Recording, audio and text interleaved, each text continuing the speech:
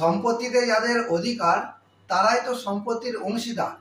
হিন্দু উত্তরাধিকার আইনে তাদেরকেই বলা হয় কোপার্সেনার। হিন্দু জয়েন্ট ফ্যামিলি অর্থাৎ হিন্দু যৌথ পরিবার হলো হিন্দু আইনের একটি ধারণা যা হিন্দু পরিবারের যৌথ ও অবিভক্ত অবস্থাকে নির্দেশ করে। এটি একটি সাধারণ পূর্বপুরুষ অর্থাৎ কর্তা থেকে উদ্ভূত স্ত্রী এবং অবিবাহিত কন্যা সহ লিঙ্গ নির্বিশেষে পরিবারের সকল বংশধরকে অন্তর্ভুক্ত করে। হিন্দু যৌথ পরিবার নিয়ে আমার একটি ভিডিও লিঙ্ক ডেসক্রিপশনে দেওয়া আছে, চাইলে দেখে নিতে পারেন। হিন্দু যৌথ পরিবারের সকল সদস্য সম্পত্তির মালিক হয় না। হিন্দু যৌথ পরিবারের যারা কোপার্সেনার হয় একমাত্র তারাই পৈতৃক সম্পত্তির অংশীদার হয়ে থাকে। এক কথায় বলা যেতে পারে সব কোপার্সেনার হিন্দু যৌথ পরিবারের সদস্য, কিন্তু সকল সদস্য কোপার্সেনার নয়। কোপার্সেনার সম্পর্কে বিস্তারিতভাবে জানতে হলে ভিডিওটি প্রথম থেকে শেষ অবধি অবশ্যই দেখতে থাকুন। Welcome back to my YouTube channel legal help and advice Bangla. আজকের এই ভিডিওতে জানাবো হিন্দু যৌথ পরিবারে কোপার্সেনার বলতে কি বোঝায়। হিন্দু আইন মতে হিন্দু যৌথ পরিবারে কারা কোপার্সেনার হতে পারে। হিন্দু যৌথ পরিবারে মহিলারা কি কোপার্সেনার হতে পারে। হিন্দু যৌথ পরিবারে একজন কোপার্সেনারের অধিকার ও কর্তব্যগুলি কি কি। চ্যানেল মেম্বারশিপ, আজই এই চ্যানেলের সাথে সরাসরি যুক্ত হন। দেরি না করে চ্যানেলের মেম্বারশিপ গ্রহণ করুন। আপনার ও আপনার পরিবারের যে কোনো সমস্যার আইনি সমাধান জানাতে এই চ্যানেল সবসময়ের জন্য গুরুত্বপূর্ণ ভূমিকা পালন করবে। আমরা মেম্বারদের সমস্যার সমাধানের জন্য আলাদা ভিডিও বানিয়ে থাকি, যেগুলি কেবলমাত্র মেম্বারশিপ গ্রহণ করলেই দেখতে পাবেন। আজই চ্যানেলটিকে আপনার পরিবারের সদস্য বানিয়ে ফেলুন। আইনি সমস্যা সংক্রান্ত আমার আরো অনেক ভিডিও লিঙ্ক ডেসক্রিপশনে দেওয়া আছে। আপনার সমস্যা সম্পর্কিত কোনো ভিডিও থাকলে দেখে নিতে পারেন। ভিডিওটি ভালো লেগে থাকলে একটি লাইক দেবেন ও শেয়ার করবেন। চ্যানেলে নতুন হলে চ্যানেলটি অবশ্যই সাবস্ক্রাইব করে নেবেন। সবার আগে প্রয়োজনীয় আইনি তথ্য ও পরামর্শ পেতে পাশে থাকা বেল আইকনটি ক্লিক করে অল বাটনটি প্রেস করে দেবেন, কারণ এই চ্যানেল আপনাদের সমস্যা সমাধানের সহায়ক হিসেবে কাজ করে থাকে।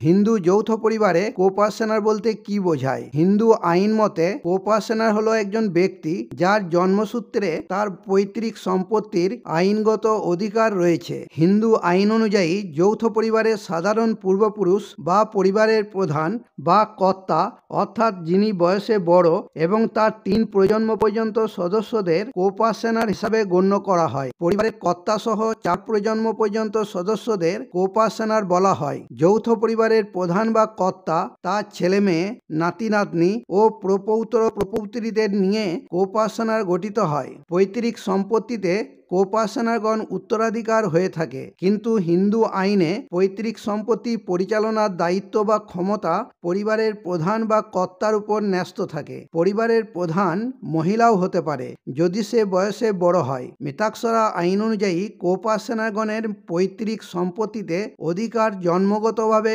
অর্জিত হয়। যখনই পরিবারে কারো জন্ম হয় সে কোপার্সেনার হিসাবে সম্পত্তিতে অধিকার অর্জন করে। তবে কোপার্সেনারদের সম্পত্তি অংশ বা ভাগ সবসময় একরকম থাকে না। পরিবারে কোপার্সেনারদের জন্ম বা মৃত্যুর উপর সম্পত্তিতে তাদের অংশ বা ভাগ কম বেশি হতে থাকে। হিন্দু আইন মতে হিন্দু যৌথ পরিবারে কারা কোপার্সেনার হতে পারে একটা উদাহরণ দিয়ে বললে ভালোভাবে বোঝা যাবে।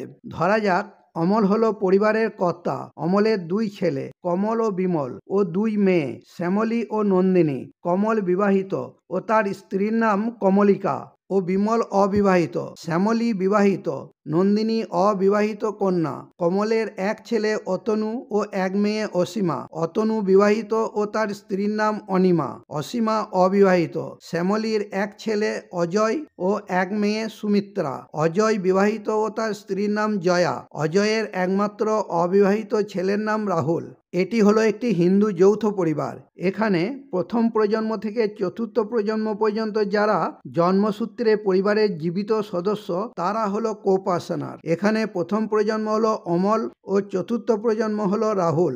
এখানে অমল, কমল, বিমল, শ্যামলী, নন্দিনী, অতনু, অসীমা, অজয়, সুমিত্রা ও রাহুল হলো কোপার্সেনার। বৈবাহিক সূত্রে যারা যৌথ পরিবারের সদস্য তারা কোপার্সেনার হিসাবে গণ্য হবে না। এখানে কমলিকা, অনামিকা, অনিমা ও জয়া কোপাসেনার হিসাবে গণ্য হবে না। পঞ্চম প্রজন্মকে কোপাসেনার হতে হলে প্রথম প্রজন্মের মৃত্যু হতে হবে।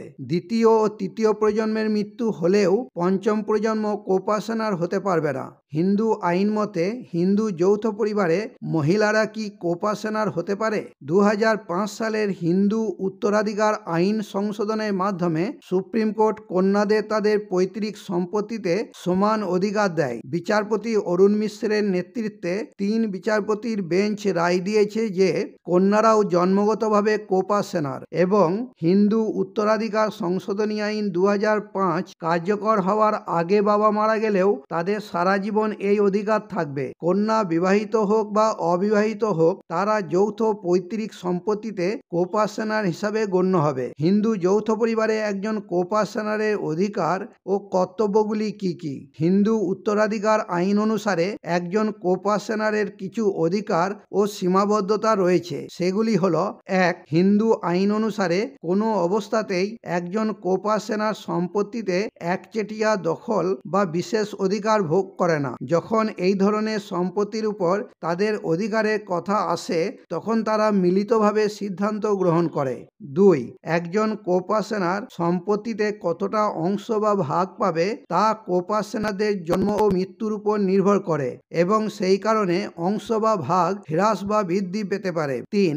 কোপাসেনাদের প্রত্যেক সদস্যের যৌথ দখল ও পৈতৃক সম্পত্তি ভোগ করার অধিকার আছে। পরিবারের অন্য সদস্যের দ্বারা বঞ্চিত হলে কোপাসেনার এই অধিকার প্রয়োগ করতে পারে। 4.